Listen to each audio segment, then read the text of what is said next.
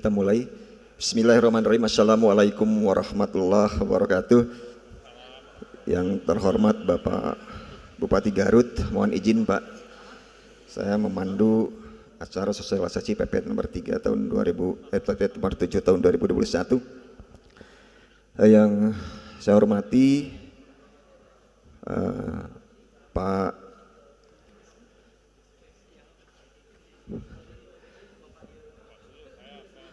Arif, ini Pak Sekretaris Kementerian, ya kebetulan sudah berlalu ya di perjalanan Pak ya. Yang saya hormati Pak Ruli Nuryanto, SMSI, staf ahli Kementerian Bidang Ekonomi Makro, Pak. Selamat datang di Kabupaten Garut. Selanjutnya saya hormati Pak Insinyur Edi Satria, MA, Deputi Bidang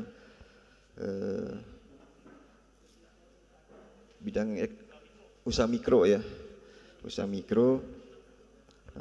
Dan yang saya hormati Pak Dr. Andes Pak Kusman Hartaji, MME, dari Kepala Dinas Koperasi dan Provinsi Jawa Barat, Bapak dan Ibu, para Kepala Dinas, para camat, para pelaku koperasi dan UMKM Kabupaten Garut yang saya hormati, yang hadir secara online maupun offline juga Bapak dan Ibu, ya baik Kepala Dinas maupun pelaku ekonomi mikro Provinsi Jawa Barat yang saat ini juga hadir melalui virtual, yang saya hormati dan saya banggakan. Baik pada saat ini di tengah-tengah kita telah bersiap-siap hadir dua orang narasumber. Yang pertama staf ahli Menteri Bidang Ekonomi Makro Pak Ruli Nuryanto, SMSI, di sebelah kanan saya, dan Bapak Insinyur Edi Satria, Deputi Bidang Ekonomi ya, dan didampingi oleh Pak Kepala Dinas Provinsi Jawa Barat Pak Kusman Hartaji ya, yang kita kenal dengan Pak Tutus. Saat ini kita akan mencoba membedah peraturan pemerintah yang masih sangat hangat ya, masih sangat baru, peraturan pemerintah nomor 7 tahun 2021 tentang kemudahan perlindungan dan pemberdayaan koperasi dan UMKM ya, sebagai tindak lanjut dari Undang-Undang nomor 1 tahun 2020 tentang Cipta Kerja. Jadi Bapak dan Ibu silakan simak, karena memang ini peraturan pemerintah yang sangat baru dan sangat bermanfaat ya. Nomenklaturnya saja sudah sangat menarik ya, sangat menarik ya. Kemudahan, tentang kemudahan perlindungan dan pemberdayaan koperasi dan UMKM. Tentunya ya para pelaku koperasi, para UMKM di Kabupaten Garut ini ya menyambut baik lah ya.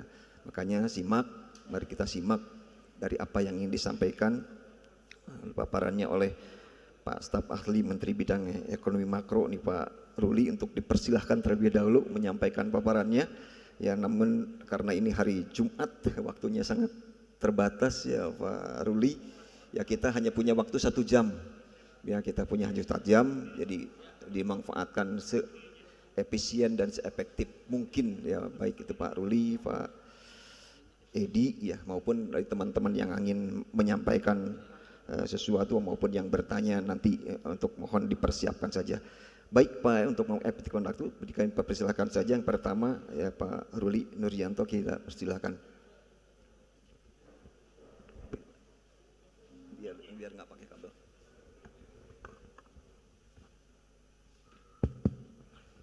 Bismillahirrahmanirrahim. Terima kasih Bapak Moderator, yang terhormat Pak Deputi Bidang Usaha Mikro Pak Edi Satria, sahabat saya juga ini Pak Tutus, saya memanggilnya ya, Kepala Dinas Koperasi dan UKM Provinsi Jawa Barat. Kemudian yang terhormat para pejabat di lingkungan Kabupaten Garut ya, yang hadir baik secara offline maupun online. Bapak Ibu sekalian peserta webinar yang mohon maaf tidak bisa saya sebutkan satu persatu. Assalamualaikum warahmatullahi wabarakatuh. Selamat pagi, salam sejahtera untuk kita semua. Om Swastiastu, Namo Buddhaya, salam kebajikan. Sampurasun. Harus begitu katanya kalau ke daerah Jawa Barat, kalau kata Pak Tutus. Kualat kalau nggak begitu. Pertama-tama tentu izinkan saya pribadi mengucapkan selamat Idul Fitri kepada Bapak Ibu sekalian yang merayakan. Minal aidin wal faizin, mohon maaf lahir dan batin. Dan terima kasih atas kesempatan pertamanya Pak Moderator, Pak Asisten. Jadi Bapak dan Ibu sekalian, tadi Pak Moderator sudah mengingatkan mengenai waktu webinar kita ya.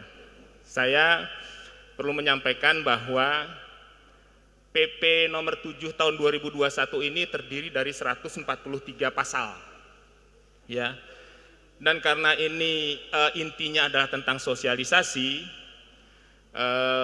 saya mohon maaf kalau nanti jadi agak lama ya, karena memang ada 143 pasal yang mungkin nanti ada beberapa yang bisa kita skip pasal-pasal tertentu, tapi tentunya 143 pasal itu adalah pasal yang cukup banyak, artinya kalaupun nanti saya berusaha meningkat, mohon maaf kalau juga akhirnya menyita waktu yang agak banyak. Bapak dan Ibu sekalian, jadi seperti tadi Pak Bupati sudah sampaikan, mohon izin Pak Bupati tadi saya lupa menyapa. Yang terhormat Pak Bupati Garut, Pak, mohon maaf tadi kelupaan nih kalau misalnya Bapak masih mengikuti webinar ini. Mohon izin Pak Bupati.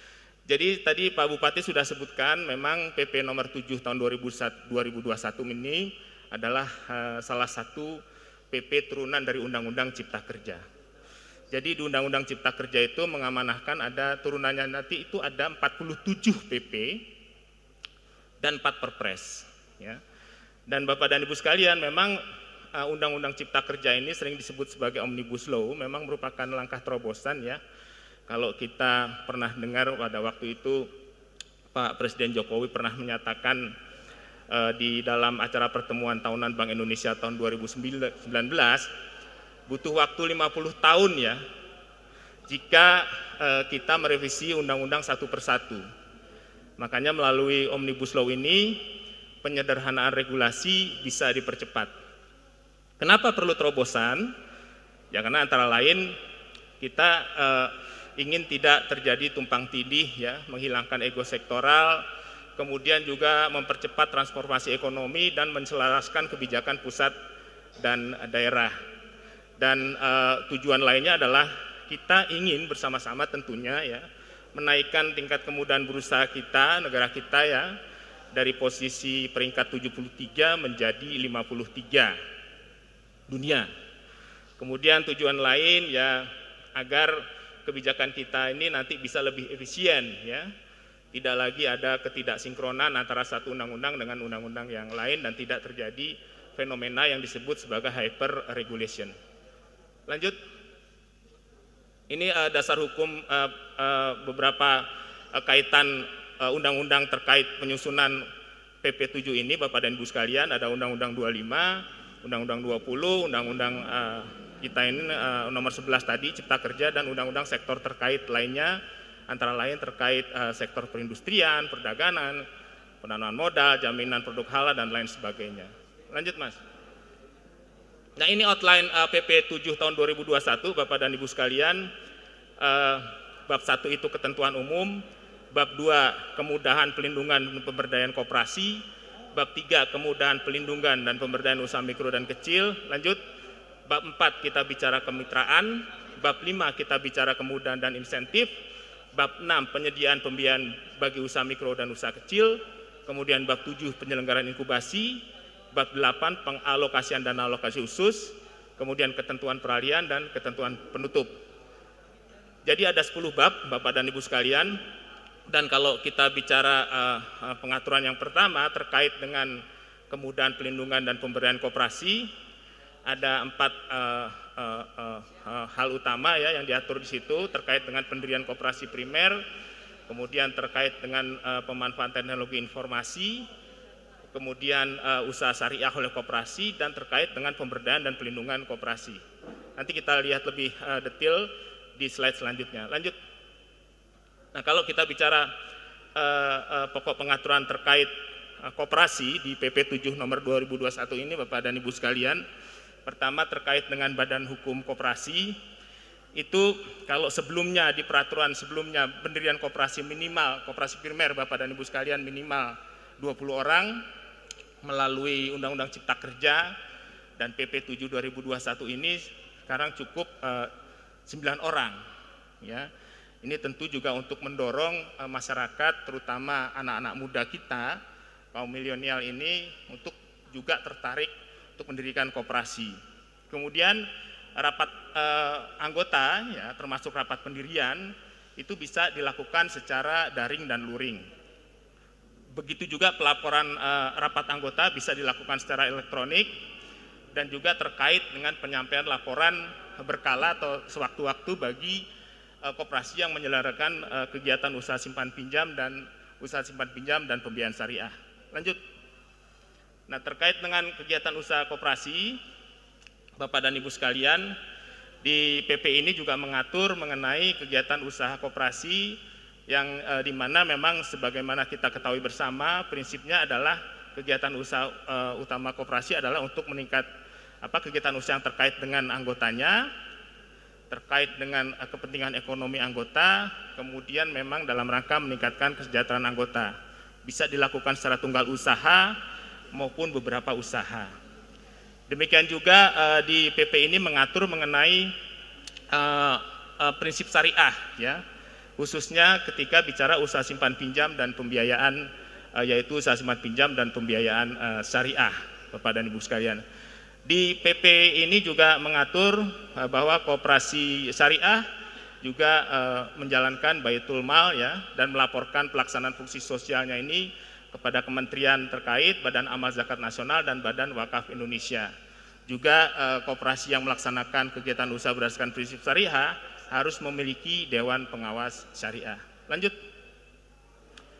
Di PP ini juga kita bicara mengenai pelindungan koperasi, diatur mengenai pemerintah menetapkan bidang kegiatan ekonomi yang hanya boleh diusahakan oleh koperasi, dan pemerintah daerah dapat mengupayakan pemulihan usaha koperasi dalam kondisi darurat tertentu, antara lain melalui restrukturisasi kredit, restrukturisasi usaha, bantuan modal, dan bantuan bentuk lain.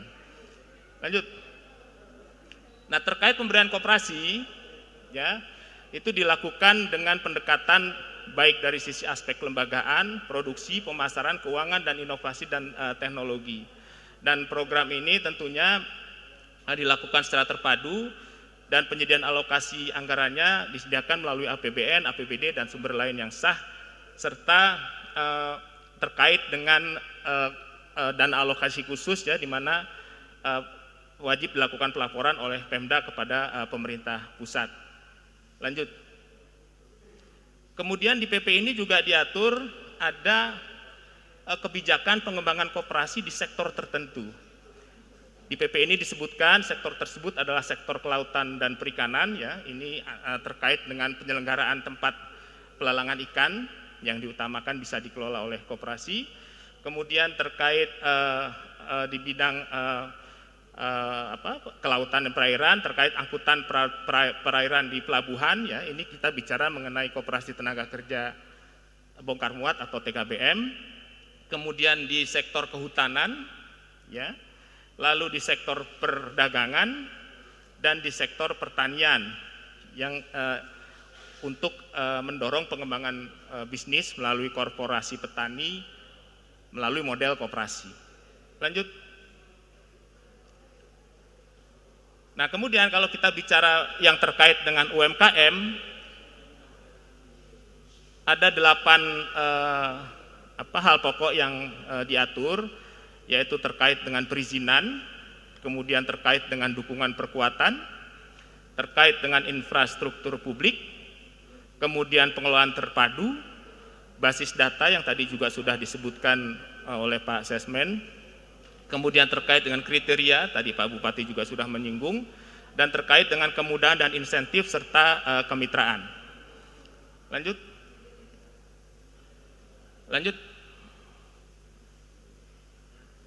Oke, sebelumnya tadi kriteria, memang tadi Pak Bupati sudah sebutkan ada perubahan kriteria mengenai usaha mikro, kecil, dan menengah yang sebelumnya modal dan hasil usaha kegiatan mikro, usaha kecil dan menengah mengalami peningkatan kriteria. Lanjut, coba kita lihat yang lebih jelas. Lanjut yang kriteria. Lanjut lagi, yang kriteria. Kriteria Mas, yang kriteria. Ini ya? Ya.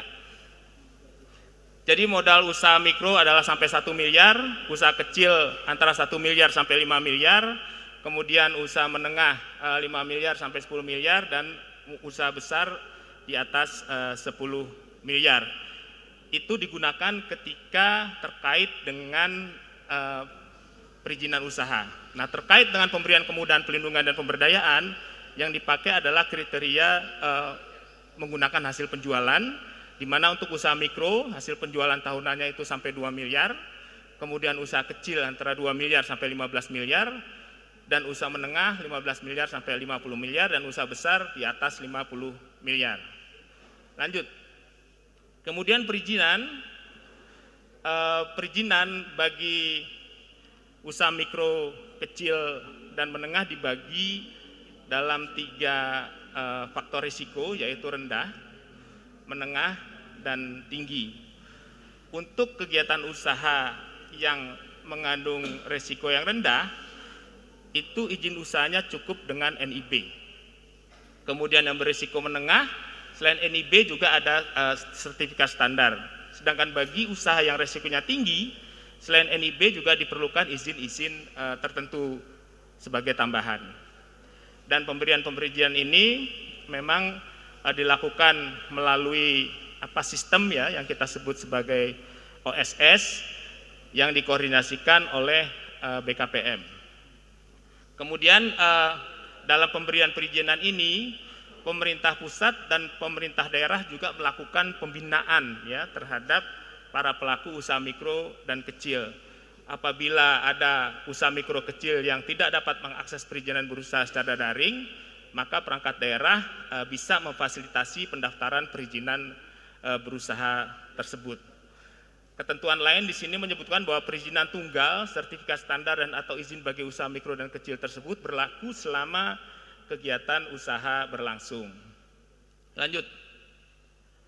Kemudian terkait dengan pelindungan, di PP ini diatur bahwa pemerintah pusat dan pemerintah daerah ya wajib menyediakan layanan bantuan hukum dan pendampingan kepada pelaku usaha mikro dan usaha kecil yang meliputi penyuluhan hukum, konsultasi hukum, mediasi, penyusunan dokumen hukum, dan sampai pendampingan di luar pengadilan. Kemudian pemerintah pusat, KL-KL, dan pemerintah daerah, dinas, dapat memberikan bantuan pembiayaan kepada usaha mikro dan usaha kecil yang meminta layanan bantuan dan pendampingan hukum yang disediakan oleh advokat perorangan, lembaga pemberi bantuan hukum, dan perguruan tinggi. Dan bantuan tersebut meliputi konsultasi hukum, kemudian mediasi, penyusunan dokumen hukum, pendampingan di luar pengadilan, dan atau pendampingan di pengadilan. Di PP ini juga diatur mengenai upaya pemulihan usaha mikro kecil, terutama dalam kondisi darurat tertentu, yang meliputi restrukturisasi kredit, rehabilitasi, rekonstruksi usaha, dan bantuan permodalan. Lanjut. Pengaturan selanjutnya adalah terkait basis data tunggal UMKM. Ya, Menteri Koperasi dan UKM dalam hal ini mengkoordinasikan dan menyelenggarakan basis data tunggal UMKM. Ya. Kementerian lembaga dan pemerintah daerah harus menyampaikan data UMKM kepada Menteri sesuai standar data dan memenuhi kaidah interoperabilitas. Kemudian pemberian afirmasi kepada UMKM oleh pemerintah pusat dan daerah harus mengacu kepada data tunggal tersebut. Jadi ketika akan mengeluarkan kebijakan, pemberian bantuan, dan bentuk afirmasi lainnya harus mengacu kepada basis data tunggal tersebut.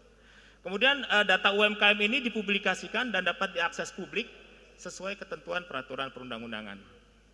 Lanjut. Nah, ini tadi juga Pak Bupati sudah singgung ya terkait tempat promosi dan pengembangan UMK pada infrastruktur publik. Di PP ini sebagai amanah dari Undang-Undang Cipta Kerja memang menyebutkan disediakan paling sedikit di lokasi strategis ya, 30% dari total luas lahan area komersial, luas tempat pembelanjaan dan atau tempat promosi yang strategis pada infrastruktur publik yang meliputi terminal, bandar udara, pelabuhan, stasiun kereta api, tempat istirahat dan pelayanan jalan tol serta infrastruktur publik lainnya. Khusus untuk tempat istirahat dan pelayanan tol, selain diperuntukkan bagi usaha mikro dan usaha kecil, juga diperuntukkan bagi usaha menengah. Lanjut. Nah, untuk upaya pengembangan usaha mikro, kecil dan menengah sebagai amanah dari Undang-Undang Cipta Kerja, memang dilakukan secara melalui konsep pengelolaan terpadu atau kalau kita sering sebut klaster ya. Pengelolaan terpadu ini diimplementasikan melalui penataan klaster yang disusun dalam Rencana Aksi Nasional Pengelolaan Terpadu Usaha Mikro dan Kecil. Kemudian anggota kelompok usaha mikro kecil dalam klaster tersebut didorong untuk membentuk koperasi guna mewadahi pengelolaan kegiatan di klaster tersebut. Lokasi pengelolaan terpadu tersebut berada dalam wilayah kawasan ekonomi khusus dan pengelolaan terpadu tersebut perlu disusun dalam rencana aksi nasional yang merupakan penjabaran dari RPJM. Tadi Pak Sesmen juga sudah menyebutkan yang dalam upaya ini adalah sebagai koordinator adalah Menteri Koperasi dan UKM. Lanjut. Ini terkait hak kekayaan intelektual Bapak dan Ibu sekalian. Pemerintah memberikan kemudahan dalam memperoleh hak kekayaan intelektual bagi usaha mikro dan kecil, ya, termasuk hak kekayaan intelektual internasional, ya, berupa keringanan biaya pendaftaran dan pencatatan HKI bagi usaha mikro dan kecil paling sedikit sebesar 50%, dan pemerintah mendampingi UMKM untuk memperoleh sertifikat HKI tersebut. Lanjut.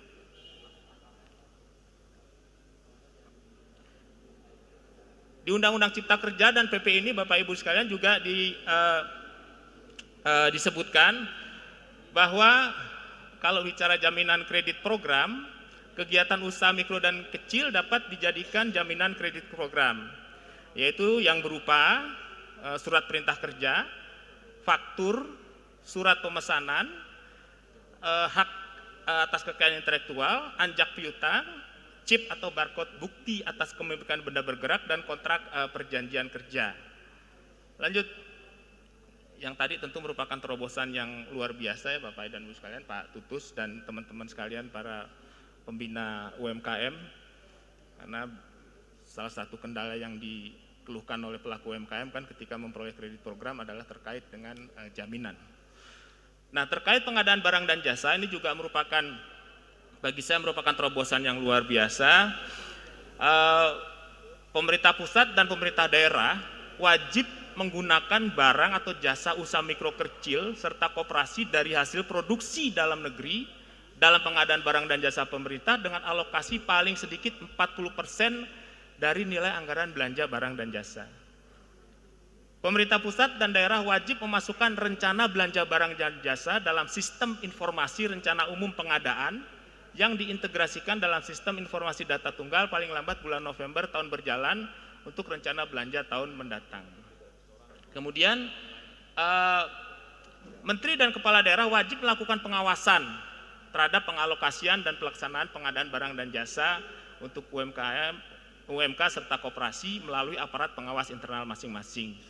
Ya, kemudian realisasinya tersebut dipublikasikan secara transparan kepada masyarakat.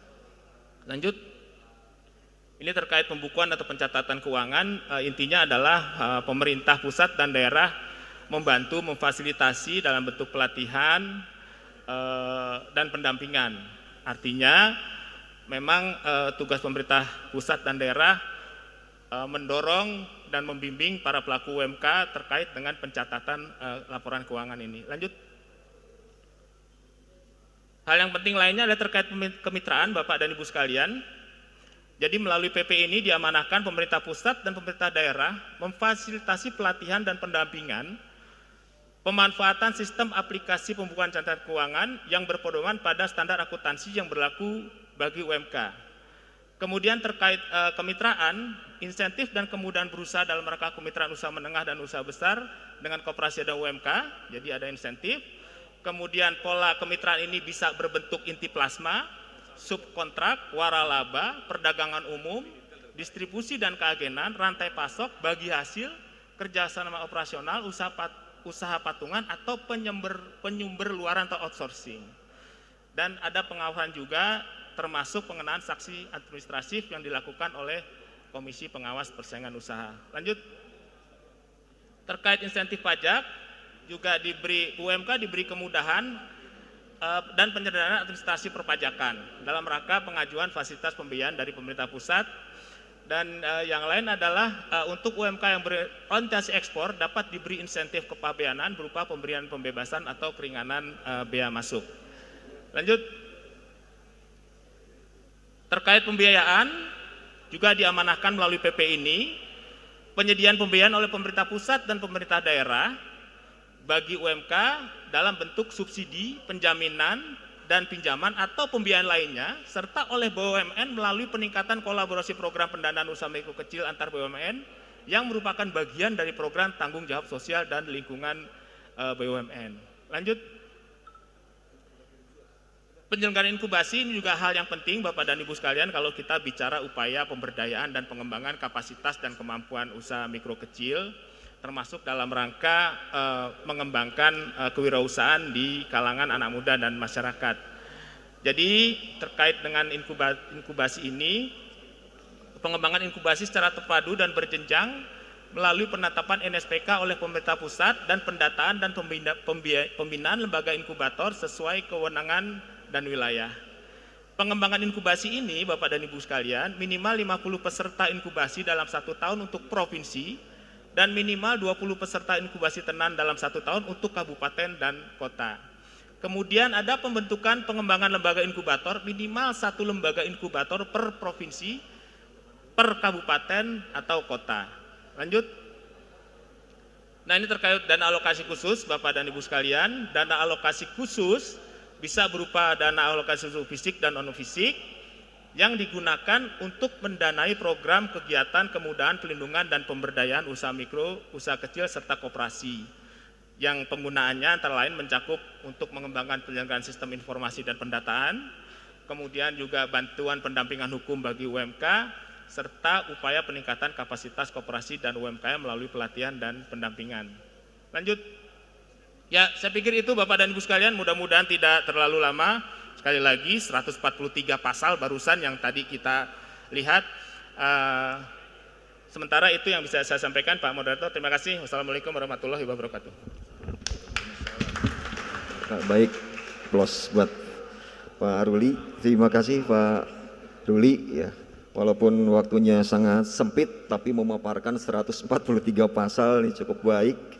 Ya mudah-mudahan kita bisa mencernanya. Ya, paling tidak kita bisa mencatat ada 5 kemudahan di bidang koperasi dari mulai pendiriannya, kegiatan usaha, perlindungan koperasi, kemudahan pemberdayaan koperasi, masuk kebijakan pengembangan koperasi, dan di UMKM itu juga ada, kita mencatat ada 8 juga ya untuk kemudahan di UMKM. Yang paling menarik ini ada pengadaan barang dan jasa pemerintah nih, ada sekitar 40% ya Pak Ruli untuk diperuntukkan untuk UMKM ya, barangkali ya para pelaku dunia usaha UMKM ini sangat harus bergembira terkait dengan kebijakan ini. Baik, tidak perlu diulas lagi karena sudah begitu jelas ya tadi apa yang disampaikan. Untuk hal-hal yang ingin disampaikan nanti kita tunda dulu ya, mohon dicatat dulu para peserta yang ikut virtual ini ya, untuk mempersingkat waktu, mengefektifkan waktu. Baik, kita lanjut saja ke pembicara yang kedua dari Deputi Bidang Usaha Mikro ya, Pak Insinyur Edi Satria. Maka persilakan Pak Edi. Terima kasih Pak Asisten. Pak Bupati barangkali mungkin sudah hadir ke BPK di Bandung. Pak Tutus, Pak Ruli, Bapak Kepala Dinas yang saya hormati, Bapak Ibu semua yang hadir di pendopo yang luar biasa di Kabupaten Garut. Tentu juga kepada seluruh partisipan yang saya lihat, saya intip sudah di atas 300 yang saya rasa hadir dari seluruh Indonesia. Ya, 302. Assalamualaikum warahmatullahi wabarakatuh. Selamat pagi, salam sejahtera buat kita semua. Alhamdulillahillazi arsala rasulahu bil huda wa dinil haq liyuzhirahu 'alad dini kulli wa kafa billahi syahida. Asyhadu an la ilaha illallah wa asyhadu anna Muhammadan abduhu wa rasuluh. Alhamdulillah ya Bapak Ibu semua, kita diberikan kesehatan dan masih bisa menikmati suasana yang sangat nyaman, menyampaikan ekspresi apa adanya di negara yang memang merdeka. Kalau kita lihat hari-hari ini selalu di TV, jangankan membacakan atau berjalan-jalan, membacakan syahadat saja anak kecil diinjek oleh soldier atau pasukannya Israel ya. Nah hari ini Bapak Ibu semua, kita tidak membahas politik ya. Izinkan saya melanjutkan apa yang disampaikan Pak Staf Ahli tadi, Pak Ruli, yang pada dasarnya memberikan gambaran umum bagaimana langkah-langkah percepatan kita mengimplementasikan Undang-Undang Cipta Kerja dan PP yang sudah berhasil kita bereskan dalam waktu yang sesingkat-singkatnya dan berusaha sebaik-baik mungkin. Namun dalam pelaksanaannya tentu butuh waktu dan juga bisa berbagai kesalahan ataupun kekeliruan dalam implementasinya. Nah untuk mencegah kekeliruan atau kesalahan tadi dan mempercepat bisa dimanfaatkan semaksimal mungkin aturan yang sudah dibuat ini, hari ini kami mendampingin Pak Ruli ya. Tadinya pemain utamanya cuma Pak Ruli ini. Saya digamin oleh Pak Ses, diajak ke melihat koperasi ya, nanti akan kita masukkan ke rantai pasok seperti tadi disampaikan juga, bagaimana koperasi cabai dan lain-lain itu juga bisa masuk ke rantai pasok nasional sehingga kita cepat naik kelas. Nah alhamdulillah hari ini kami bisa bergabung melengkapi saja. Sebenarnya Pak Ruli tadi nggak usah buru-buru, santai saja, saya pikirkan sampai setengah 12 masih bisa diskusi lah ya. Nah Bapak Ibu semua, hari ini saya khusus menambahkan bagian yang terkait dengan usaha mikro yang seperti disampaikan dari gambar tadi, grafik tadi hampir 99%. Tadinya masih 64 juta kurang, tapi dengan definisi baru itu merubah menjadi naik 99,59% sekian. Jadi ini concern kita, karena itu kami tambahkan presentasi hari ini tentang usaha mikro. Gak apa-apa yang tadi saja, kalau tidak sempat yang PPT-nya hampir sama, tapi kalau bisa PPT-nya juga boleh sambil menunggu. Nah Bapak Ibu semua, hari ini akan kita coba menyampaikan tentang usaha mikro dan mudah-mudahan nanti sedikit waktu saya juga sampaikan tentang BPUM ya, pesan dari Pak Kepala Dinas begitu. Ya slide saja, slide show saja. Nah next slide silahkan. Nah, Bapak Ibu semua, ini sedikit ruang lingkup saja tentang kami ya. Ini kan kalau tidak kenal maka tidak sayang ya. Di sini kita sekarang itu Bapak Ibu tadinya 6 deputi ya. Sekarang reorganisasi. Kalau kementerian lain membesar nih kami menciut ya. Jadi inilah tantangan yang kita hadapi dan juga keputusan daripada kementerian untuk menciutkan menjadi tinggal 4 deputi. Yaitu Deputi Bidang Perkoperasian, Usaha Mikro kami sendiri, Usaha Kecil Menengah dan Kewirausahaan. Nah kami disupport oleh 5 Asdep dan 1 Sesdep. Next slide silahkan. Nah ini tadi sudah disampaikan oleh Pak Ruli juga dengan jelas, saya skip saja. Di situ terlihat ada perubahan-perubahan dari Undang-Undang 20/2008, kemudian dari PP nomor 7 2021, sehingga jumlah usaha mikro itu makin membengkak ya. Ini agak dikhawatirkan juga oleh Bapak Menteri kami. Next slide silahkan. Ya. Ya. Nah ini yang substansi kemudian untuk usaha mikro dari beberapa pasal yang tadi Pak Ruli sampaikan. Saya tidak mengulangi dalam detail, tapi di situ disebutkan ya. Tolong ini dulu Pak, maaf yang tadi aja dulu. Ya, saya presentasi dulu nanti saja gambarnya. Ya, oke. Jadi di sini terlihat pasal 37 sampai 59 itu meliputi perizinan usaha berdasarkan tingkat risiko. Kemudian perizinan tunggal, fasilitasi perizinan, bantuan layanan hukum. Nah, ini sedang dalam posisi Pak Tutus sudah selesai untuk tingkat kami, rencananya nanti akan ada disosialisasikan juga. Saya sedang koordinasikan dengan ASDEP-nya untuk bisa memberikan percepatan bantuan-bantuan layanan hukum kepada usaha mikro di seluruh Indonesia. Dan kebetulan dititipkan ke Deputi Mikro ya, sebenarnya itu bukan hanya untuk mikro tapi untuk kecil juga.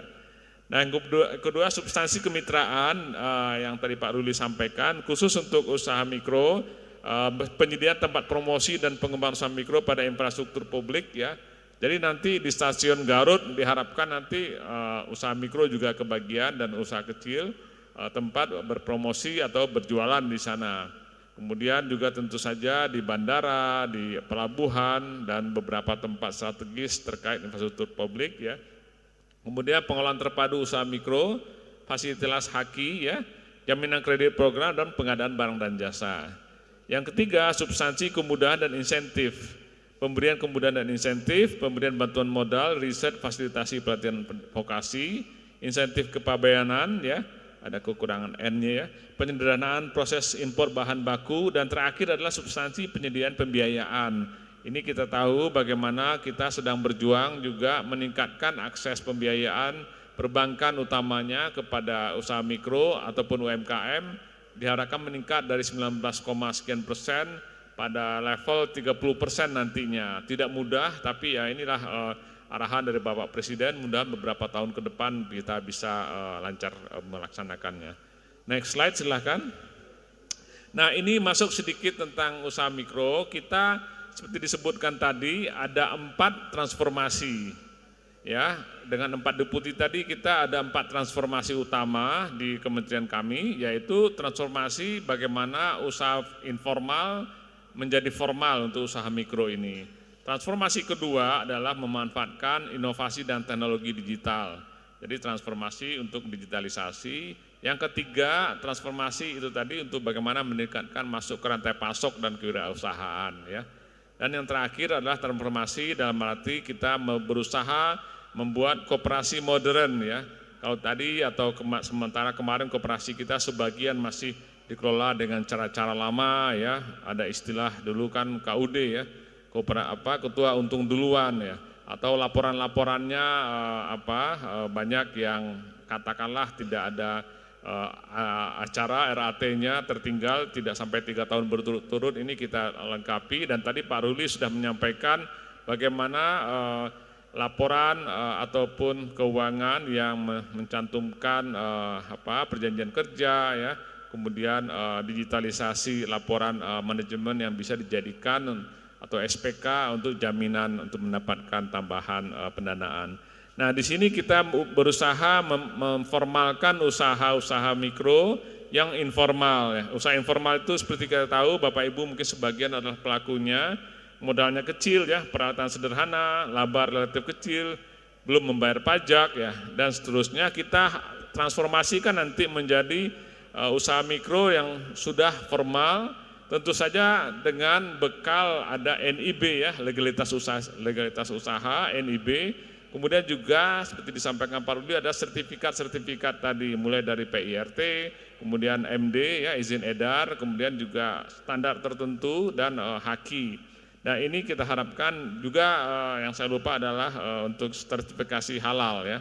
Nah, ini kita harapkan usaha mikro ini nanti informal menjadi formal sehingga dia memiliki kecukupan modal ya, memiliki izin usaha, laba cukup besar, mampu membayar pajak, memiliki alat produksi dan juga pegawai yang lebih dari yang biasa. Artinya pegawainya cukup ya, dan laporan keuangan juga membaik. Nah, ini kita harapkan bisa membantu koperasi UMKM kita, khususnya yang mikro, di tengah kesulitan-kesulitan karena terdampak pandemi, kesulitan modal ya, tidak terkoneksi dan minimnya pendampingan. Jadi ini sebagai wujud dari upaya kita melakukan PP tadi yang nomor 7. Ya, diharapkan tidak lowbat terus gitu ya, sehingga ini kita bisa ke depan maju. Slide berikutnya silakan. Nah, Bapak Ibu semua, ini detailnya saja bagaimana perizinan itu kita permudah ya. Kita ada pergabungan dengan Mikromentor, BKPM ya kan, sertifikasi halal dan BSN ya. Ini kita harapkan nanti kita sudah luncurkan kemarin hari Rabu ada 250 garda transfumi yang ikut mendampingi. Dan itu biasanya campuran dari profesional yang memang anak-anak muda yang sudah mengetahui bagaimana memaksimalkan digitalisasi, dan juga kita bisa bekerjasama dengan Smesco atau lembaga BLU kita. Nah, harapannya targetnya tuh kalau bisa 2,5 juta usaha informal ini menjadi formal, mudah-mudahan ini bisa kita capai. Lanjut. Nah, ini detailnya Bapak Ibu semua progres yang sudah kita coba capai ya. Yang paling mudah awalnya adalah PIRT dulu ya.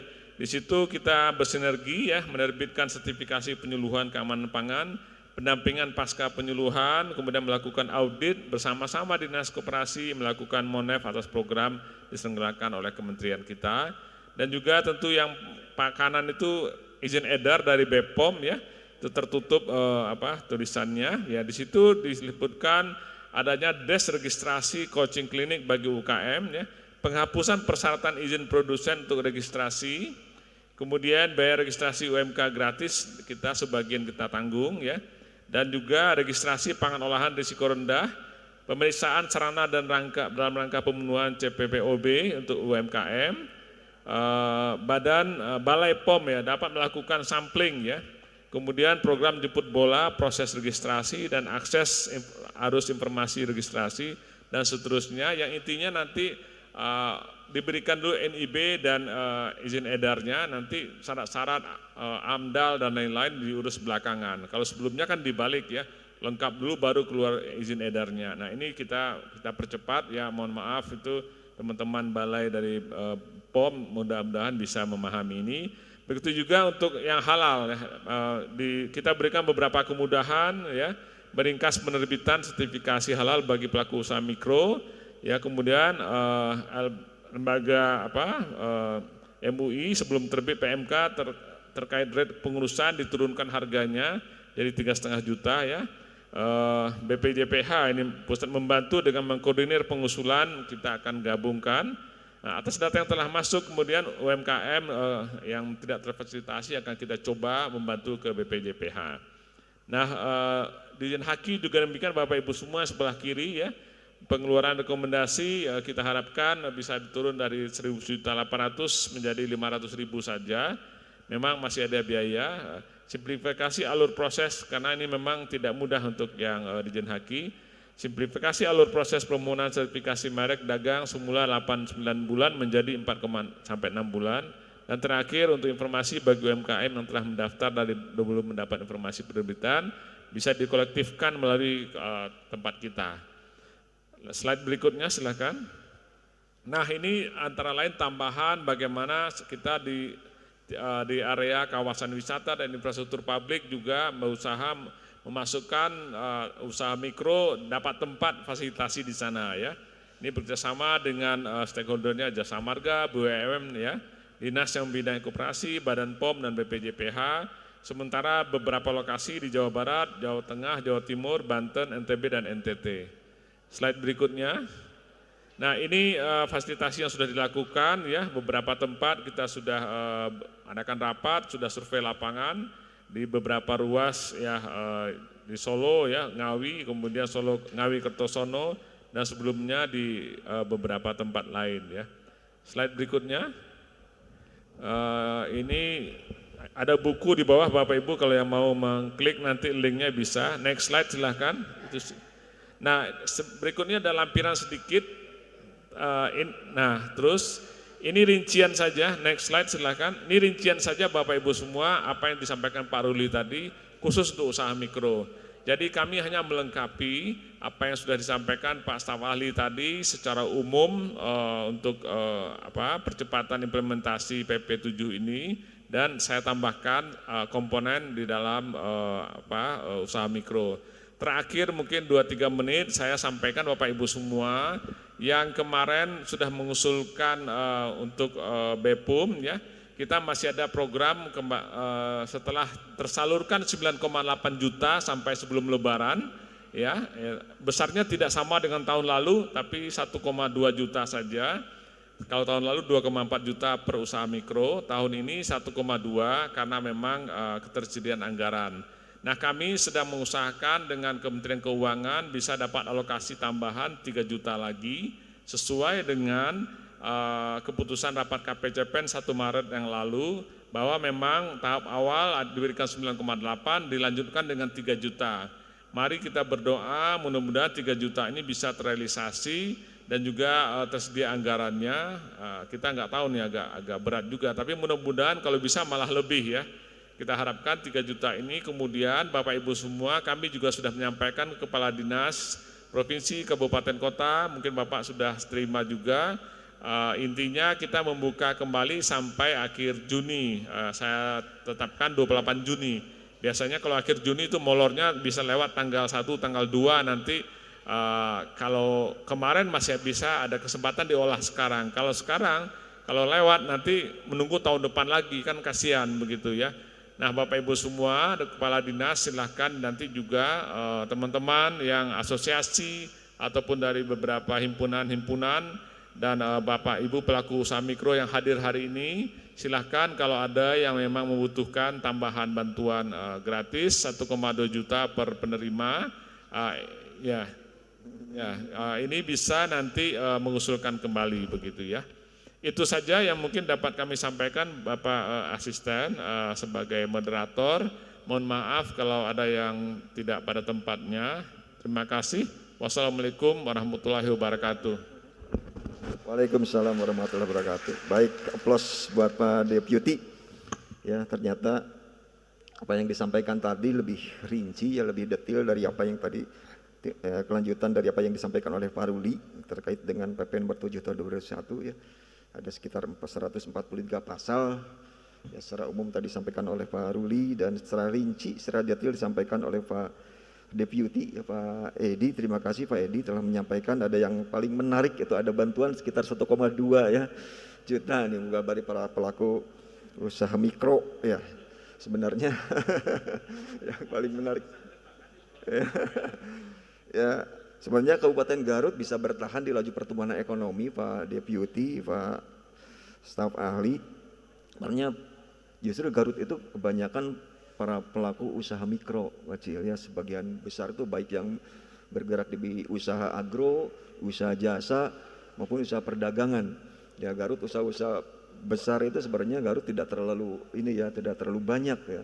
Yang banyaknya itu di para pelaku dunia UMKM. Jadi dengan terbitnya peraturan pemerintah nomor 7 tahun 2021 tentang kemudahan, pelindungan dan pemberdayaan koperasi dan UMKM ya sangat membahagiakan bagi kami. Barangkali mudah-mudahan ini bisa bermanfaat bagi Kabupaten Garut. Para pelaku dunia usaha mikro juga segera mempelajari secara cermat bagaimana kemudahan-kemudahan yang akan dikucurkan oleh pemerintah ya.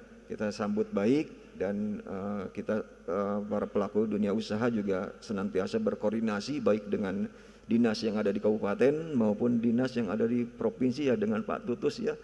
Dengan Pak Tutus siap membantu teman-teman para pelaku dunia usaha. Mari kita giatkan kembali ini kondisi-kondisi yang saat ini menyulitkan kita semua ya. Kita jangan terpengaruh oleh adanya wabah virus corona ya, tapi tetap kita berjuang, berusaha dengan membangun adaptasi kebiasaan baru ya. Tetap kita berusaha, kita berjuang, kita berharap para pelaku dunia usaha itu tidak terpengaruh dengan adanya COVID-19. Baik, masih ada waktu sekitar 30 menit ya, atau sekitar 40 menit lah kita menjelang sholat Jumat. Barangkali ada yang ingin disampaikan oleh para peserta baik yang langsung hadir di pendopo ini maupun secara virtual. Kami persilahkan. Ya, baik Pak, kita sebutkan nama dan dari mana ya. Tolong operator mic-nya.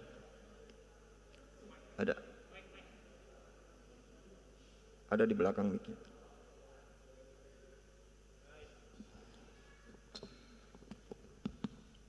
Baik, bismillahirrahmanirrahim. Assalamualaikum warahmatullahi wabarakatuh. Waalaikumsalam.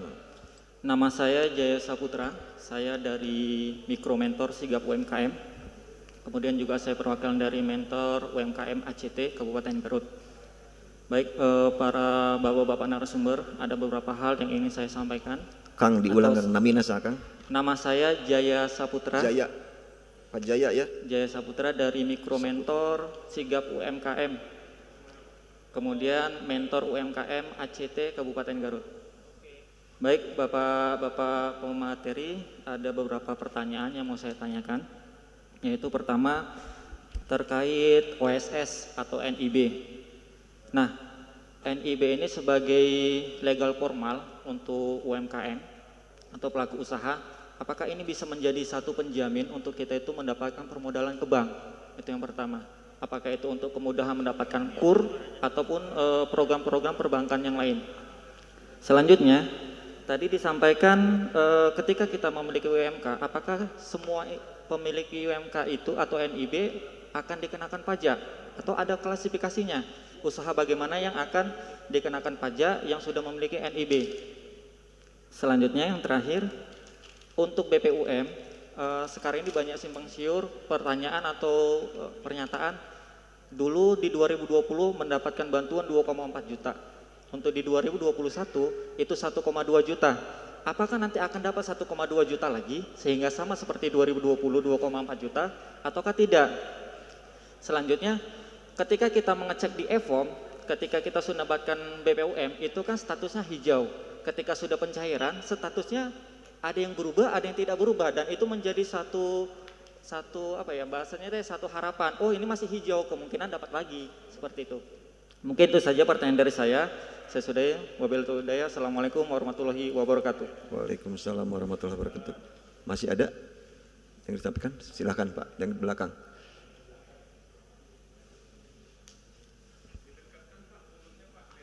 Lebih jelas, kurang jelas. Bismillahirrahmanirrahim. Assalamualaikum warahmatullahi wabarakatuh. Assalam. Selamat pagi semuanya. Perkenalkan, nama saya Edwin Januar, Pak. Saya dari Mitra Parigel. Siapa Kang? Nama saya Edwin, Pak. Edwin. Iya. Kebetulan saya dari Mitra Parigel. Ini mau bertanya khususnya dari ke bapak-bapak mengenai PP nomor 7 tahun 2021. Ini Pak, mungkin PP ini kan sudah diresmikan ya. Jadi meskipun saya bertanya pun mungkin tidak akan ada revisi, tapi ini saya mau mempertanyakan saja. Ini PP nomor 7 tahun 2021. Sebentar Pak. Yep. Katanya mic-nya Pak, mic-nya ada kurang jelas. Kurang jelasnya Pak, mic-nya. Ya. Nah, di PP nomor 7 pasal 35 ayat 3 dan 5 itu mengenai klasifikasi UMKM yang tadi juga Pak Bupati singgung dan bapak-bapak juga tadi di depan terangkan.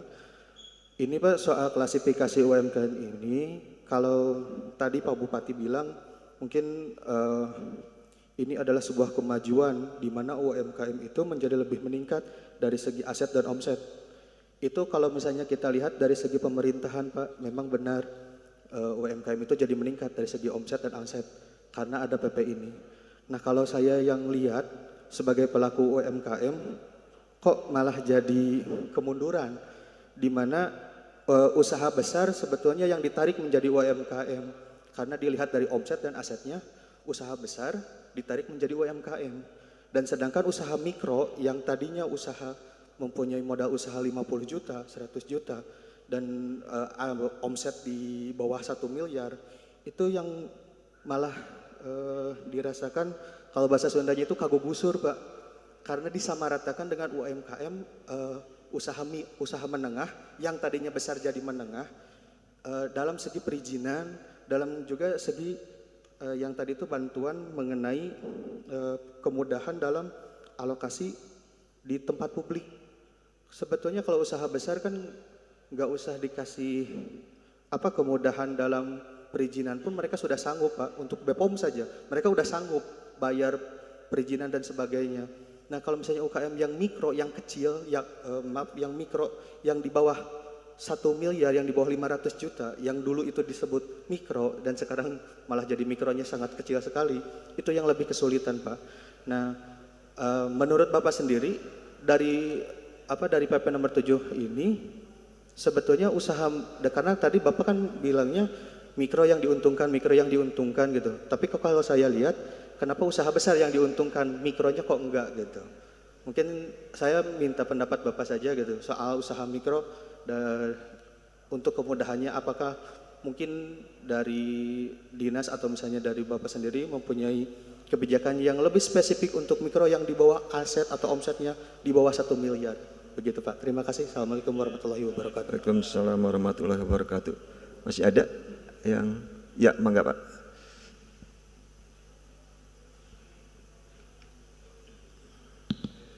Bismillahirrahmanirrahim. Assalamualaikum warahmatullahi wabarakatuh. Waalaikumsalam. Perkenalkan, nama saya Daryatna Jomaeni. Saya termasuk pelaku usaha, Pak. Kang Mikner ada caket siapa namina Kang? Nama saya Daryatna Jomaeni, Pak. Saya termasuk pelaku usaha bergerak di bidang industri sepatu dengan brand Solvendi. Sebenarnya mungkin saya mau mengucapkan terima kasih juga dengan fasilitas-fasilitas yang ada sekarang, termasuk dulu saya untuk mengurus perizinan, NIB dan segala macam itu harus ke kecamatan, ke dinas gitu kan, dan itu ada bayar. Sekarang kita udah bisa OSS, kita bisa akses langsung dan free nggak bayar. Cuman yang tadi saya nyambung juga pertanyaan dari rekan saya yang pertama, itu apakah itu legalitasnya diakuinya sama tidak dengan yang izin-izin yang sebelumnya, karena kayaknya karena gratis kok jadi kayak kurang berharga gitu kayak gitu mungkin Pak. Itu yang untuk PSS. Terus kemudian yang untuk haki juga Pak, alhamdulillah saya sekarang lagi urus dan dibantu sama dinas Indag, cuman bayarnya juga langsung ke bank 500.000 lah, jadi mungkin cukup ringan lah Pak, karena memang itu penting sekali Pak. Kita perlu perlindungan hukum dan dengan mungkin undang-undang ini kita sudah banyak dibantu. Itu apresiasi saya Pak terhadap program-program pemerintah. Nah, yang ingin saya tanyakan juga Pak terkait dengan program transformasi formal usaha mikro Pak, gitu. Tadi nyambung juga mungkin sama rekan saya yang kedua. Di sini disebutkan Pak untuk tahun 2021 scaling up usaha mikro itu memiliki kecukupan modal yang mungkin tadinya dari 50 juta usaha mikro itu jadi sampai 1 miliar Pak, gitu. Yang tadinya 50 juta bisa dengan PP 7 2021 ini sampai 1 miliar gitu kan. Ya mungkin ini termasuk salah satu transformasinya Pak ya.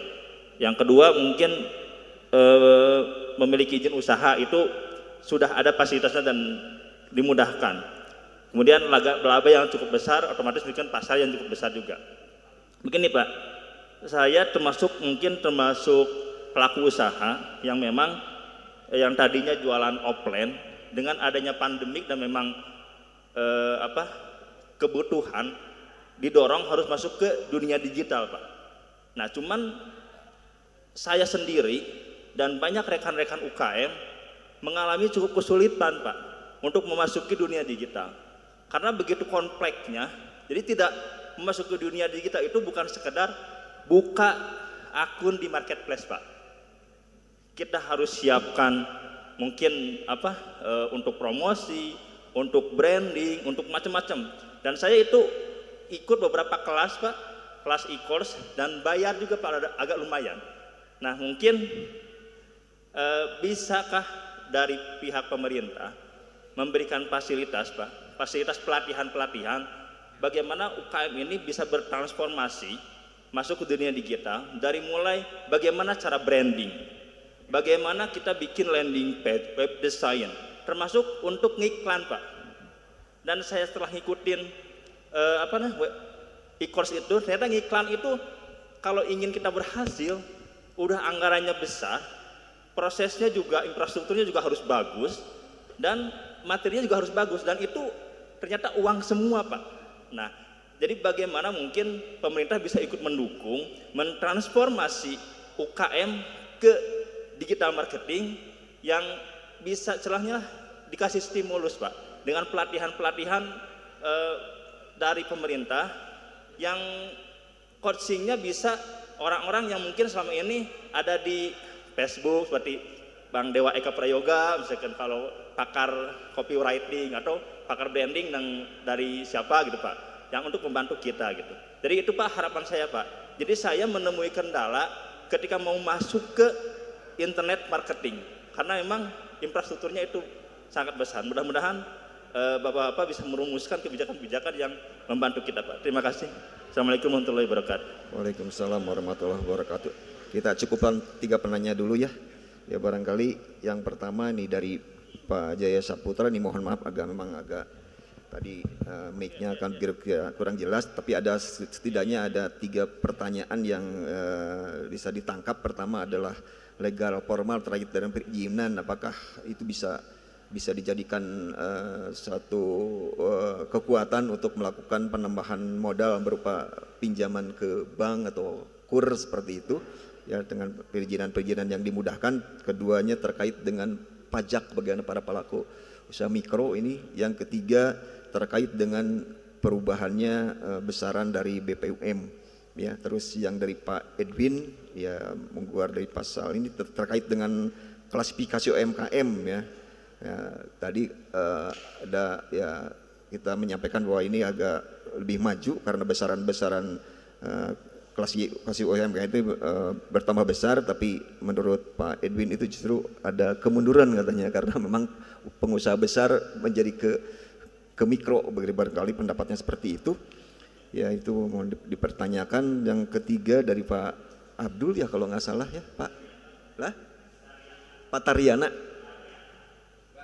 Daryatna, Pak Daryatna ini pertama mengapresiasi ya terbitnya PP 57 ya, sama hampir sama dengan kemudahan terpinjaman ya Pak ya dengan legal itu, dan mempertanyakan terkait juga klasifikasi juga UMKM ya, dan yang terakhir ya kesulitan masuk ke dunia digital ya Pak Daryatna. Itu barangkali hal yang bisa kami tangkap ya. Maka persilakan, mau dari Pak Ruli ya, persilakan, atau Pak silakan. Ya terima kasih Pak Moderator, hatur nuhun akang-akang tadi atas pertanyaannya ya, dan saya pikir pertanyaannya luar biasa semua. Sayangnya tadi ada yang agak kurang jelas ya kami dengar di depan sini karena menggaung ya. Tapi mudah-mudahan saya bisa tangkap. Di sini juga nanti ada Pak Edi Satria, Pak Deputi yang bisa menambahkan, dan Pak Kepala Dinas juga pasti kalau beliau bisa menambahkan akan menambahkan. Pertama terkait dengan NIB. Jadi kita harus melihat dalam tatanan filosofis dulu kenapa Undang-Undang Cipta Kerja ini keluar, termasuk turunan-turunannya. Kita harus melihat dulu secara utuh ya. Kalau kita lihat secara objektif, mungkin bukan hanya menurut saya, mungkin Bapak Ibu sekalian juga setuju bahwa Undang-Undang Cipta Kerja yang turunannya salah satu PP 7 ini merupakan terobosan yang luar biasa dalam membantu teman-teman UMKM dan koperasi. Betul nggak? Kalau secara objektif kita lihat isi pasal-pasalnya itu semua pro UMKM dan koperasi termasuk. Itu dulu kita lihat. Nah, salah satu langkahnya memang adalah Pak Deputi tadi sudah sampaikan, adalah transformasi dari informal ke formal. Ketika bicara transformasi informal ke formal, kita bicara salah satunya tentu mengenai untuk kepentingan pendataan. Ya, kita bicara big data. Kita bicara data yang terpadu, kita bicara data yang bisa diterima oleh semua pihak yang melakukan pembinaan dan pemberdayaan terhadap UMKM dan koperasi. Kenapa ini perlu?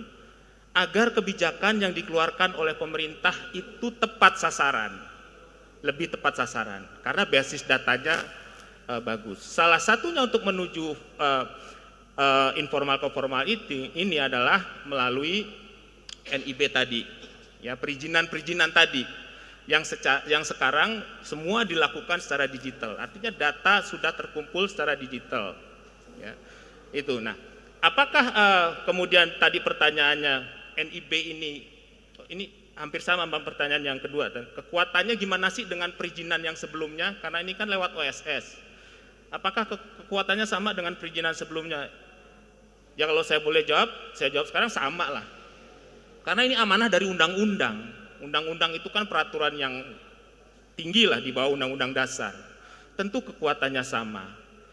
Dan bahkan melalui PP 7 ini, Undang-Undang Cipta Kerja ini, NIB ini menjadi perizinan tunggal ya bagi usaha yang memang mempunyai resiko rendah. Cukup NIB saja, teman-teman usaha mikro kecil sudah bisa melakukan kegiatan usaha, termasuk ketika berhubungan dengan perbankan tentunya, kan gitu ya, termasuk ketika berhubungan dengan perbankan. Dan tadi yang pertanyaan yang kedua Kang Edwin ya, kalau soal kekuatan izinnya sama, bahkan sekarang yang diberlakukan terkait dengan perizinan usaha mikro dan kecil ada berdasarkan Undang-Undang Cipta Kerja dan PP 7 ini, gitu. Nah terkait pajak, memang di PP 7 ini sudah disebutkan pemberian insentif pajak ya. Kalau tadi saya bacakan lagi, jadi ada insentif pajak dan ada kemudahan dalam sisi penyederhanaan administrasi perpajakan. Bahkan juga ada pemberian insentif pajak ya, yang diberikan berdasarkan basis data tunggal. Kemudian juga ada pemberian insentif berupa pengurangan, keringanan dan pembebasan pajak daerah dan atau restribusi daerah sesuai dengan ketentuan peraturan perundang-undangan yang berlaku. Memang ada PP khusus lagi, Mas ya, yang memang terkait dengan perpajakan ini. Tapi di PP ini juga sudah juga menyebutkan bahwa usaha mikro dan usaha kecil yang diberikan insentif sebagaimana dimaksud pada ayat 4 tadi, itu harus memenuhi kriteria, misalnya baru mulai berproduksi. Ya, kemudian peredaran usaha paling banyak 7,5 miliar per tahun, kemudian melakukan usaha di sektor pertanian, perkebunan, peternakan, industri, jasa, pengangkutan, transportasi, hotel bintang 1 atau melati, homestay dan sebagainya, ada beberapa di sini, Mas. Kemudian mengikuti pengadaan barang jasa pemerintah secara elektronik.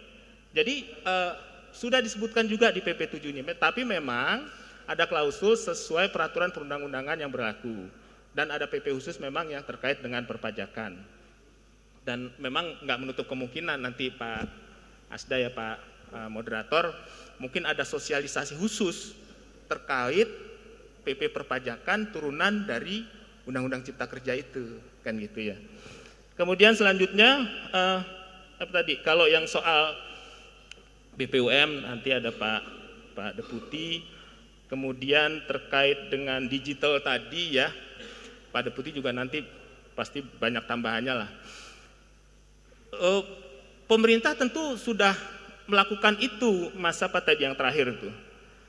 Di Kementerian Koperasi UKM sendiri khususnya itu udah banyak melakukan pelatihan-pelatihan baik offline maupun online, termasuk pelatihan yang terkait dengan digitalisasi ini. Ya, memang kami sedang mendorong teman-teman UMKM dan koperasi ini untuk bisa masuk ke ekosistem ekonomi digital. Salah satu caranya ya kami bantu dengan fasilitasi pelatihan-pelatihan tersebut. Ya, bahkan Kementerian Koperasi dan UKM, Pak Menteri sudah bekerja sama juga dengan beberapa pihak, dengan Gojek, dengan Grab, dan dengan marketplace besar. Salah satu tujuannya adalah untuk mendorong teman-teman UMKM ini bisa masuk ke ekosistem ekonomi digital. Tentu tidak mudah seperti tadi yang disebutkan oleh siapa sih? Saya kurang dengar tadi ya. Memang tidak mudah. Kita berhubungan dengan perdagangan online dengan e-commerce itu tidak hanya sekedar bisa masuk ke marketplace, tidak. Ya. Kalau kita bicara dunia maya, yang bekerja nomor satu adalah mata misalnya, penglihatan. Ya, tentu kita bicara kemasan. Untuk memotret produk yang mau didisplay di marketplace saja itu ada ilmunya sendiri. Contoh aja tuh satu, jadi tidak sembarangan motret misalnya. Itu juga memang saya setuju ada pelatihannya. Bahkan di SMESCO, jadi salah satu BLU di bawah Kementerian Koperasi dan UKM yaitu LLP, Lembaga Layanan Pemasaran KUMKM, kita sering sebut dengan SMESCO, itu sudah ada beberapa program juga yang mendorong dan bisa membantu teman-teman UMKM ini melek digital. Selain tadi kerjasama dengan berbagai marketplace tadi, itu yang sudah dilakukan dan akan terus kami pemerintah akan dorong bersama KL-KL lain. Mungkin itu sementara dari saya Pak Moderator. Pak Edi, Baik, Pak Rudi, Pak Edi barangkali. Terima kasih Pak, mudah-mudahan bisa cukup jelas, tapi saya buka aja.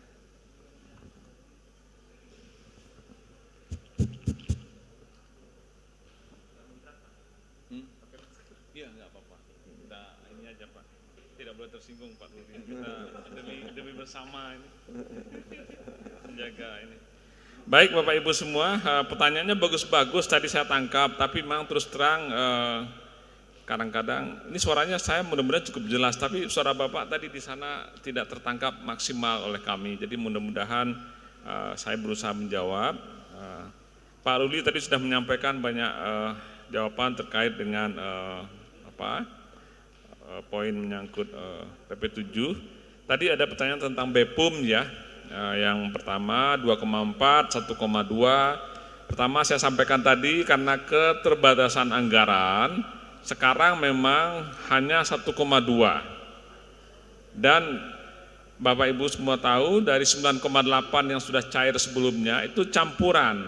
Ada yang penerima lama, ada yang penerima baru. Penerima baru itu yang 1,2 yang sekarang adalah yang tahun lalu sudah diusulkan tapi belum diproses. Ada juga tahun lalu sudah diusulkan, sudah diproses, sudah di-SK-kan tapi belum sempat dicairkan karena waktunya sudah habis. Jadi yang 9,8 yang sekarang sampai sebelum lebaran kemarin cair itu gabungan antara penerima lama dengan penerima baru. Penerima lama ini mungkin bertanya, kenapa kok ada? Nah ini memang kami sendiri sih sebagai pelaksana awalnya juga keberatan. Wah yang baru saja masih banyak yang ngantri, kenapa yang lama? Nah ini saya perlu sampaikan di sini Bapak Ibu semua, karena ekonomi kita memang susah di kuartal 1. Kuartal 1 itu sejak bulan Januari, Februari, Maret ini, itu memang harus digenjot, istilahnya begitu. Kenapa harus digenjot? Karena kalau anggaran-anggaran KL, kementerian-kementerian ini kan bulan Januari, Februari, Maret ini kan belum apa-apa, baru perbaikan revisi, baru persiapan ya. Nah ini makanya antara lain BPUM itu dicairkan di kuartal 1, begitu juga program-program padat karya, begitu juga bansos-bansos yang awalnya harusnya bulan Mei, bulan Juni itu ditarik semua ke bulan Maret. Jadi mohon ke lapangan dadanya, arahan dari Bapak Presiden dan KPCPEN itu memang penerima lama tetap diberikan dalam arti melanjutkan bantuan sehingga usahanya tidak tutup, tambah penerima baru. Nah, jadi 1,2 itu memang bukan tambahan yang kemarin dapat, tidak ya, tapi adalah penerima baru yang kita urus. Nah, sekarang yang 3 juta lagi adalah yang baru sama sekali lagi, tidak yang sudah menerima. Baik yang tahun lalu atau yang tahun ini menerima ya. Yang 3 juta yang sampai nanti kita sampaikan bulan Juni itu dimasukkan ke kami, itu adalah benar-benar baru. Jadi itu yang pertama tentang BPUM. Nah yang kedua tadi pertanyaan terakhir bagus sekali Mas Danarjaya tadi siapa? Mohon maaf kalau namanya punten ya kalau namanya salah ya. Nah ini Bapak Ibu semua kita paham sekali digitalisasi itu adalah hanya alat sebenarnya, dia adalah tools dan memang kita mengetahui tidak mudah juga, tapi sebagian kalau tahu cara-caranya itu juga lebih praktis begitu ya.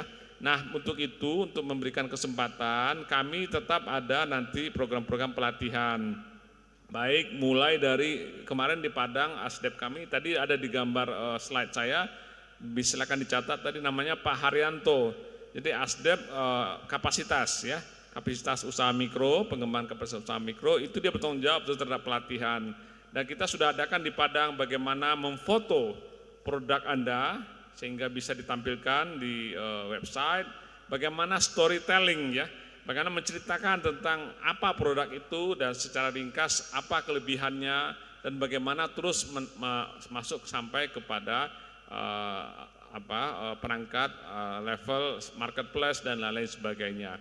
Nah ini ada pelatihannya, mungkin memang nanti tidak semua bisa kebagian, tapi silakan nanti diikuti di website kita. Juga akan diusahakan mungkin barangkali dalam kesempatan ini dengan dengan online kan bisa lebih banyak diterima ya, orang bisa banyak ikut. Nah, itu mungkin salah satu langkah. Kami akan lakukan itu. Tentang penambahan tadi level 1 miliar yang tadinya cukup 50 juta seperti itu. Mohon seperti Pak Ruli sampaikan, niat baik pemerintah adalah mencoba memberikan juga kesempatan lebih besar kepada usaha mikro.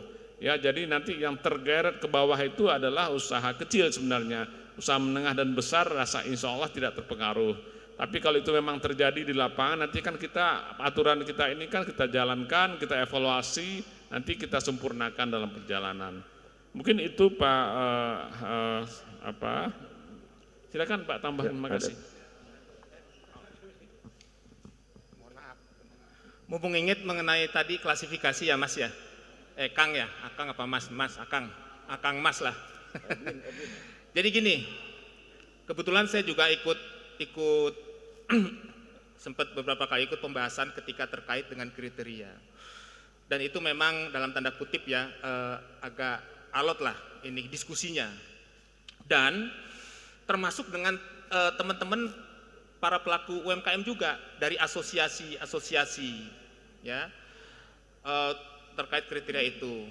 Nah, yang saya tangkap kenapa itu dinaikkan adalah di lapangan, ini informasi yang waktu itu tersampaikan adalah ada usaha-usaha Pak yang sebenarnya dia itu masih butuh diberdayakan atau dibantu oleh pemerintah.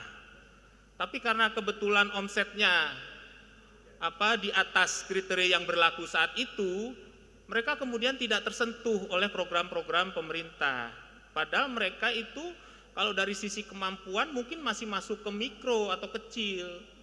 Tapi karena terkait dengan usahanya omsetnya bisa besar, kemudian mereka keluarlah dari kriteria itu dan akhirnya tidak mendapat program-program dan fasilitasi dari pemerintah. Itu masukan yang waktu itu kami dengar.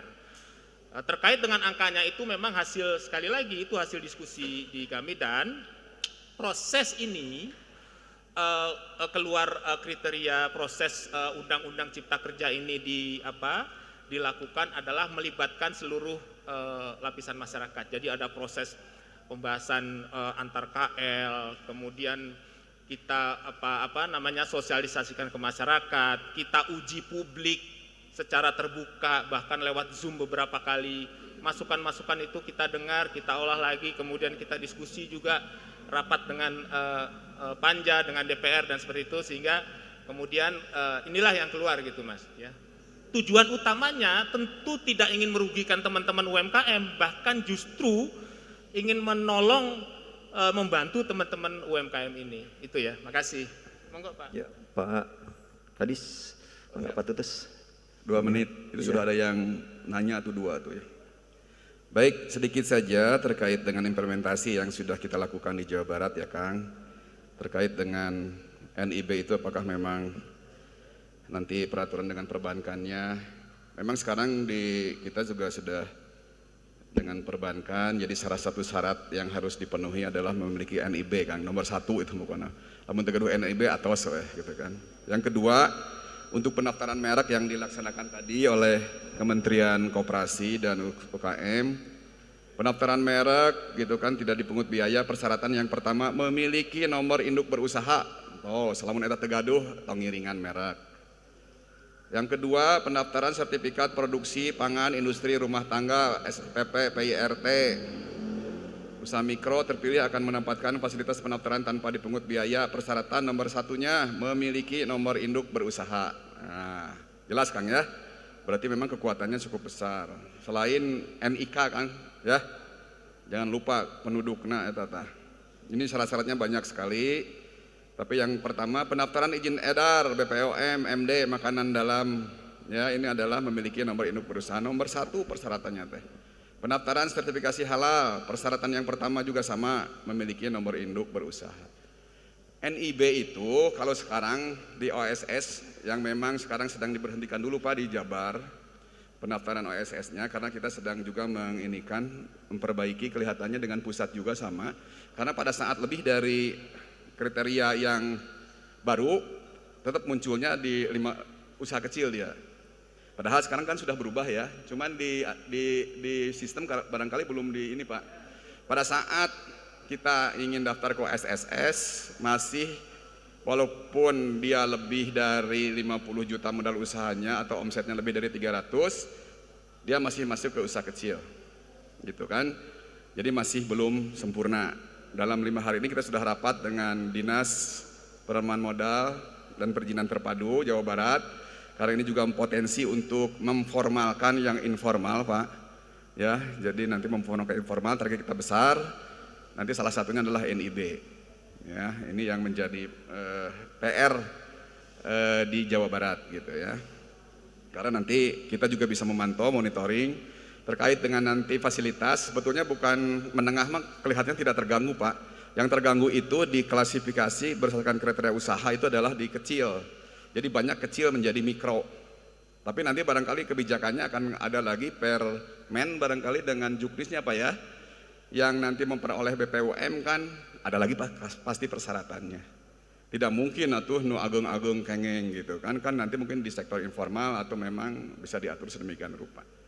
Nah, terus juga kalau bikin NIB kan dengan otomatis dengan izin usaha mikro kecil Kang ya. Yang kita memasukkan NPWP, kadang-kadang dicoret NPWP nate. Kan bikinnya mah gampang cuma 5 menit beres. Dan saya sudah pernah mencoba bikin NIB dan itu TUMKT banyak sekali. Karena ini termasuk juga risiko rendah, termasuk juga yang penilaian kesehatan koperasi Kang. Koperasi itu termasuk juga masuk ke risiko rendah. Kelihatannya tidak masuk ke beberapa yang risiko sedang dan risiko tinggi gitu. Selanjutnya Kang Edwin, jadi kalau pajak mah nanti sesuai dengan aturan pajaknya. Mudah-mudahan kita juga harus menyumbang pajak Kang, karena untuk pembangunan nasional juga kan kinu pajak gitu. Mitra Parigel, kalau visi USM tadi sudah dijelaskan. Yang ingin saya sampaikan yang terakhir terkait dengan digitalisasi marketing digital. Karena kita mah UKM teh sok siga tukang cukur Kang, dari mulai produksi, mulai segala macam dilakukan oleh sendiri eta tah nu rada ieu teh. Kudu mikir pemasaran, kudu mikir gue produksi gitu. Padahal pemerintah Jabar sudah kerjasama, hari ini juga saya seharusnya hadir kerjasama dengan Shopee. Kalau dengan blibeli.com sudah, dengan Tokopedia sudah, dengan Bukalapak sudah gitu kan. Sudahlah yang besar-besar mah serahkan kepada marketplace besar. Hanya memang bersaing. Pada saat butuh pesanan tinggi, tinggal kita meningkatkan kualitas aja UKM mah. Jadi asosiasi nanti tinggal siap untuk bagaimana kalau ada pesanan. Karena pernah Pak Gubernur menyampaikan kan, ada pelaku UKM yang mengundurkan diri dari marketplace. Kunaon? Karena memang terlalu banyak pesanan cenah Kang malah. Abdi mah cenah kapok ke marketplace teh Pak cenah. Terlalatnya tidak terpenuhi pesanannya gitu. Kan itu juga jadi kendala. Jadi sebetulnya cukup kalau asosiasi, makanya harus bergabung baik dalam asosiasi maupun dalam koperasi. Tujuannya itu gitu. Tujuannya adalah pada saat si eta mah jongjon itu produksi dengan kualitas dan pemasaran ada lagi petugasnya. Ya, seperti Tasik sudah punya gitu kan, terus sedang beberapa juga sudah punya. Terus juga jangan juga mengandalkan terus marketplace besar Kang. Karena kualitas dan kapasitas kita tidak mencukupi umpamakan. Kita bikin makanya ada Borongdong, ada MBIS kalau di provinsi dengan pengadaan barang jasa, sekarang sudah lewat MBIS. Tapi teu aya nu daftar UKM-na teh. Padahal tinggal menginput gitu kan, tinggal punya profil. Masuk ke MBIS nanti pengadaan barang jasa bisa situ. Jadi belanja pemerintah yang 40% teh pasti ke UKM. Tapi UKM-na teu daftar-daftar ke MBIS teh gitu. Nah ini yang menjadi kendala anggar CV deui CV nu besar deui masuk ke MBIS teh. Ya. Jadi mudah-mudahan ini menjadi peluang barangkali tugas-tugas asosiasi, tugas-tugas lembaga, tugas kami juga pelatihan-pelatihan bagaimana moto itu mah sudah karena saya sebagai juga komite ketua divisi UMKM dan Ekrab sering juga mengadakan bagaimana membuat produk-produk yang memang masuk ke digital marketing. Tinggal juga sekarang kita disiapkan kualitas dan kuantitas termasuk izin-izin usahanya tong hilap gitu. Dan trust kebutuhan atau kepercayaan masyarakat untuk beli produknya sekarang besar sekali kan. Insya Allah karena impornya terbatas, apalagi Shopee sudah membatasinya. Biasanya kan produk Cina, we nu payu teh. murah, kualitasnya tidak ini kan, kita juga UKM bisa seperti itu. Mudah-mudahan ini bisa jadi pencerahan buat Bapak Ibu sekalian. Soklah nu produksi mah produksi atuh gitu kan, tapi informasi mengenai pasarnya bayahna asosiasi itu juga gitu. Atau kita pokoknya pasarnya off takernya sudah ada, tinggal produksi saja gitu. Ini yang paling terpenting. Entong sagala dipajukan ku sendiri Kang, ilmu orang teh kan terbatas atuh. Aya ahlina produksi, aya ahlina pemasaran, aya desainer, aya nu kitu eta barangkali yang perlu kita pikirkan. Makanya harus bareng-bareng kolaborasi. Itu Bang Intan. Terima kasih. Pak Tutis, terima kasih banyak. Barangkali penjelasan Pak Ridwan seperti itu. Mudah-mudahan teman-teman tidak puas, agar teman-teman kalau penasaran bisa lebih dalam mencari informasi ya, baik ke dinas yang ada di kabupaten maupun ke provinsi.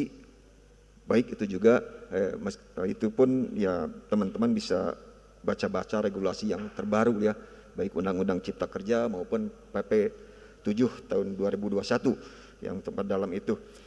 Rasanya tidak adil kalau kita tidak dipersilahkan yang mengikuti secara virtual untuk menyampaikan pendapat atau bertanya. Barangkali kalau ada, kalau tidak ada kita akan batasi waktu ini. Bentar Pak, kita yang virtual dulu bareng. Ada Kak yang virtual? Ya, kita hanya punya waktu sekitar 5 menit lagi. Saya boleh ngajuin pertanyaan Pak? Ya. Ya, saya dari Dinas UKM Kota Cimahi Pak. Dari mana Pak? Ulang Pak. Halo. Halo Pak. Ya. Saya Muhammad Amin Pak, dari Pemkot Cimahi Pak. Pemprov Cimahi, ya silakan Pak. Pemkot Cimahi Pak. Ya, silakan Pak. Nggak ada Pemprov Pak. Pemkot Cimahi Pak. Pemkot ya, Pemkot Cimahi ya, silakan Pak. Ya, saya Pak ya. Ya, izin Pak, saya mengajukan pertanyaan. Mungkin saya hanya memberikan penjelasan bahwa selama ini yang saya lakukan di pemerintah Kota Cimahi itu. Namanya Pak? Namanya Pak? Pelayanan. Oh ya, gimana Pak? Namanya Pak? Oh nama saya M Amin Pak. M Amin. Oke. Ya, saya silakan Pak. Ya, pertanyaannya. Jadi gini, pelaku UKM di kita sering diterjemahkan banyak sekali yang biasnya kemana-mana. Bahkan dalam hal memberikan fasilitasi juga cenderung seperti menabur garam di lautan. Yang dilakukan di Cimahi, sekarang kita mencoba untuk bagaimana memilih UKM itu berdasarkan skala usia kematangannya. Di Cimahi itu dibagi menjadi 4. Usia balita, usia anak-anak, usia remaja, dan usia dewasa. UKM ini yang kita sering dapat temukan itu 4 karakter ini, Pak. Mereka yang embrio atau karena mereka yang balita adalah mereka yang betul-betul sama sekali kebutuhannya berbeda dengan mereka yang usia anak-anak, remaja, apalagi yang dewasa. Yang sering terjadi adalah yang tadi Pak Tutus sampaikan, bahwa fasilitasi yang diberikan itu seolah-olah UKM itu butuh fasilitas ini itu sementara dia sendiri dalam kondisi one man show. Semua dilakukan sendiri. Tapi apabila ini kita buatkan trackingnya, sesungguhnya ini mempermudah kota kabupaten dalam memberikan pelayanan. Nah, kebutuhan UKM itu sudah jelas pengelompokannya Pak. Yang balita mereka butuhnya apa, kapan waktunya mereka harus mendapatkan PIRT, kapan nantinya nanti harus mendapatkan HCCP. Mohon maaf Pak Aming, sampai ke standar ekspor. Langsung ke pertanyaannya Pak Aming, karena waktu kita terbatas. Ya, jadi gini, bisa nggak pemerintah pusat semacam bikin guidance Pak, bikin guidance atau tracking untuk para UKM ini tahu mana kebutuhannya, sehingga mereka akan menempatkan dirinya sesuai dengan karakteristiknya. Yang terjadi itu bukan seperti itu. Pelatihan-pelatihannya kemana, butuhnya apa, ini nggak tahu. Nah, coba deh, bisa nggak pemerintah pusat bikin yang mana tracking untuk peningkatan dari, kalau di Cimahi itu ada 4 ini Pak usahanya. Kuliner, fashion, kerajinan, dan satu lagi produk digital kreatif, Pak. Nah, mereka karakternya juga beda, kebutuhannya juga beda. Saya minta bisa nggak pemerintah pusat bikin tracking deh, supaya nanti kita si UKM ini tidak otodidak dalam men-scale up usaha gitu loh. Baik, Pak Jangan Aming, sampai usia baru balita mereka diberikan Ya, fasilitas Pak yang Aming. akhirnya kayak Gebiah Uya. Ini contohnya kayak merek aja, Bro. Ya. Kayak fasilitas merek. Baik, Pak Aming. Provinsi ngasih 300. Ya, baik. Yang daftar seperti itu. Nah, mungkin mohon, Pak. Waktu kita terbatas, Pak Aming. Kita harus Terima persiapan kasih. salat Ya, Jumat. betul, Itu aja Pak. ya barangkali ya, Pak Aming ya. Ya barangkali Ya. ya Bapak Badan, Ibu-ibu tidak mengurangi rasa hormat karena waktu kita sangat terbatas. Kita pertanyaan ditutup oleh pemerintah Kota Cimahi ya Pak Aming. Maka persilakan bari Pak Edi. Pak Deputi mangga. Terima kasih Pak, old soldier ya Pak Aming tadi. Memang kami ini berdua dengan Deputi UKM itu sudah membagi-bagi ya, yang mikro memang kepada kita, tapi sebagian juga kecil menengah kadang-kadang ada pindah-pindah tempat dia, yang terutama yang kecil ya. Jadi memang kadang ada program yang ikut ke UKM, kadang ada program yang ikutnya ke mikro. Nah terkait tadi memang diperlukan sekali pendataan dan juga sasaran target daripada pelatihan ya. Nah kami seperti saya sampaikan itu siap nanti dari masukan-masukan bapak-bapak, ibu-ibu semua itu memverifikasi pelatihan jenis apa saja nanti yang akan kita bisa sediakan. Dan tentu saja seperti disampaikan tadi kuliner ya, kemudian juga ada kreativitas, ekonomi kreatif ya, makanan minum dan lain-lain sebagainya. Saya tahu persis Cimahi ini sudah dari dulu kreatif dibanding tempat-tempat lain ya. Satu level lah dengan Jogja dan Bali demikian. Nah saya tampung Pak masukan tadi, ini mudah-mudahan memang bisa kita coba nanti mengklasifikasikan, mengelompokkan ya kemampuan daripada teman-teman pelaku usaha ini sesuai dengan materi yang akan kita sampaikan begitu. Terima kasih. Kalau mau ditambahkan Pak Ruli atau teman-teman.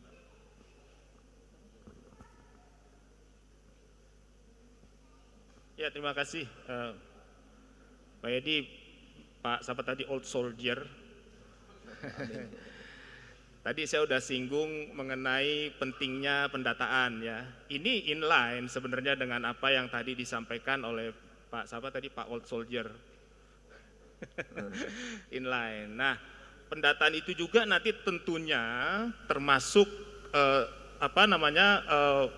tentang peringkat ya tadi ya, mana yang masih balita, anak-anak, tadi bahasanya Bapak itu.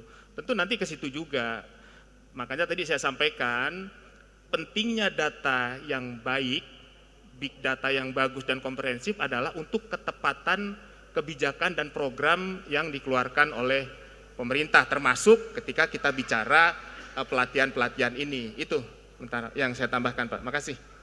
Ya, terima kasih. Sehubungan dengan waktu kita sangat terbatas ya, kita harus melakukan persiapan untuk salat Jumat dengan tidak mengurangi rasa hormat ya para peserta sosialisasi PP 7 2021 ya, barangkali kita cukupkan sampai di sini. Apresiasi dan ucapan terima kasih pada para narasumber, Pak staf ahli menteri, Pak Ruli, Pak Deputi, Pak Edi dan Pak Tutus ya Kadis Koperasi UMKM Provinsi Jawa Barat.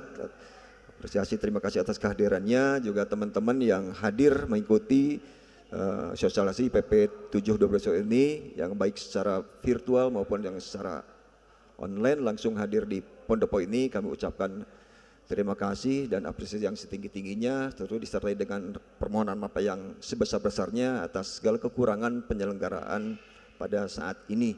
Kita tutup ya acara pada saat ini dengan bersama-sama membaca hamdalah.